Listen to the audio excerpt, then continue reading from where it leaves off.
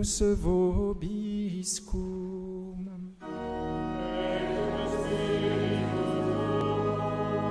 Sequentia Sancti Evangelii secundum Lucam.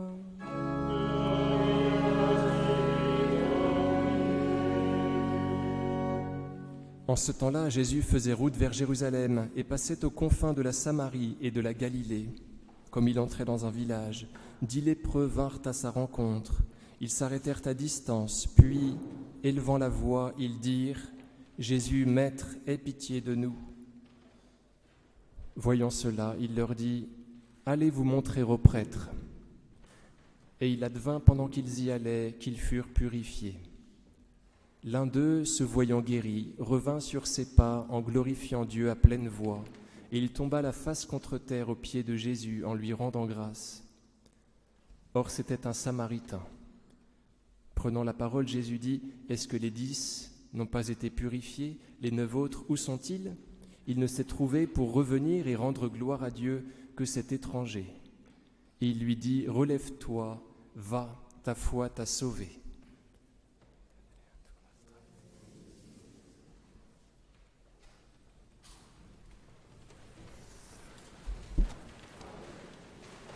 Au nom du Père et du Fils et du Saint-Esprit, ainsi soit-il.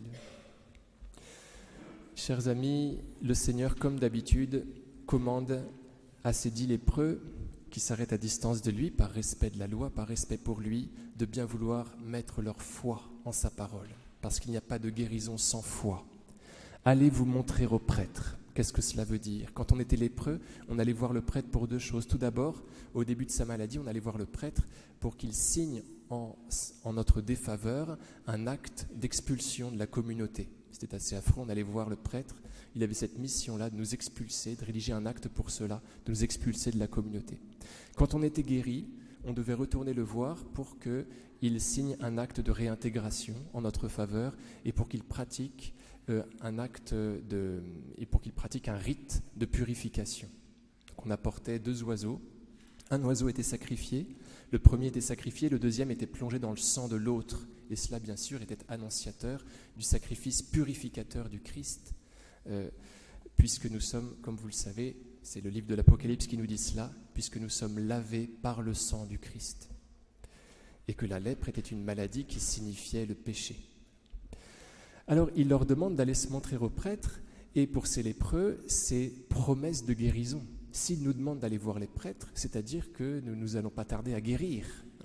Il nous envoie vers les prêtres, le Seigneur, pour que les prêtres signent en notre faveur cet acte de réintégration. Donc ils ont foi en la parole de Jésus et ils y vont.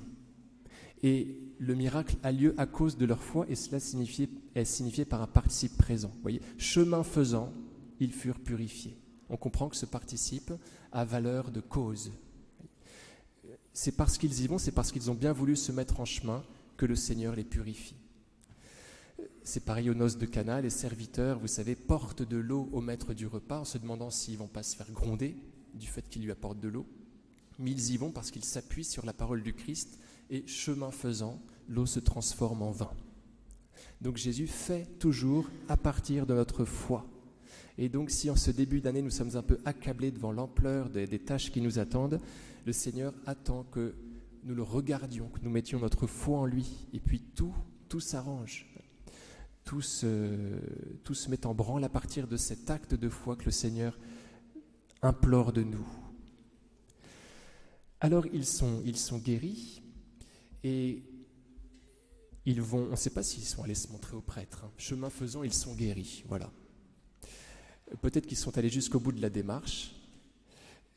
En tout cas, il y en a un qui, constatant qu'il est guéri, revient vers Jésus, qui visiblement n'a pas été vers les prêtres de l'Ancienne Alliance, mais est retourné voir Jésus, le désignant ainsi comme prêtre véritable. Vous voyez, d'ailleurs, cela est signifié que Jésus est le prêtre véritable sur lequel on doit s'appuyer désormais, étant donné qu'il revient vers Jésus, nous dit l'Évangile, en rendant grâce à qui? À Dieu.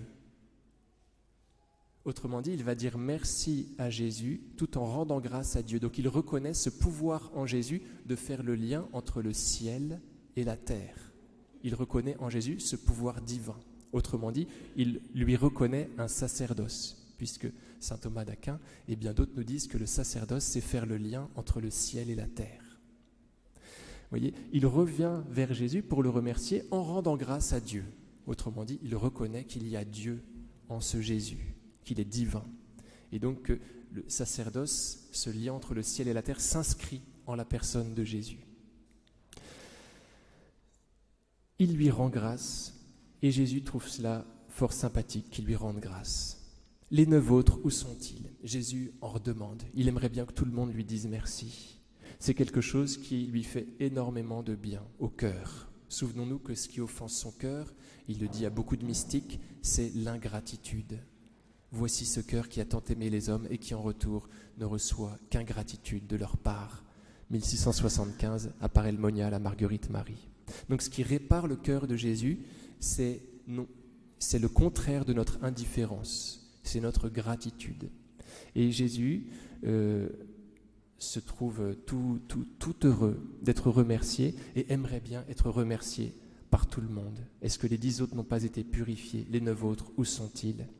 Relève-toi, ta foi t'a sauvé. Vous voyez, tout d'abord, il y a une guérison et ensuite il y a un salut.